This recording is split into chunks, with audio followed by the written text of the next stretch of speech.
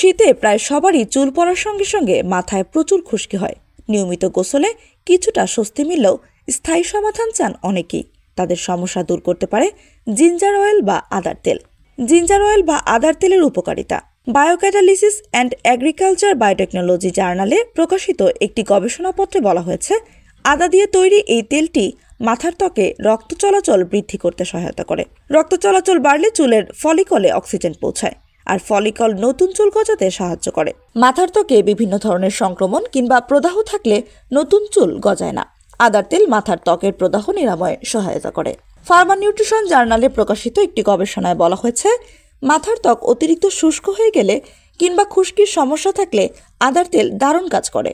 আদায় থাকা অক্সিডেন্ট শরীরে ফ্রি রেডিকেলের সমতা বজায় রাখতে সহায়তা করে, যা অক্সিডেটিভ স্ট্রেস বাড়তে দেয় না। এই তথ্য প্রকাশিত হয়েছে অ্যান্টিঅক্সিডেন্টস জার্নালে। নতুন চুল গজানো থেকে শুরু করে অকালপক্কতা রোধ করতে কাজে লাগে আদার তেল।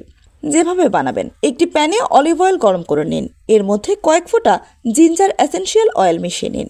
এরপর মাথার ত্বকে এই তেল মেখে আধ ঘন্টা রাখুন। তারপর শ্যাম্পু করে নিন। হাতের কাছে জিঞ্জার এসেনশিয়াল অয়েল না থাকলে নারকেল তেলের মধ্যে আদার টুকরো মিশিয়ে ফুটিয়ে নিন।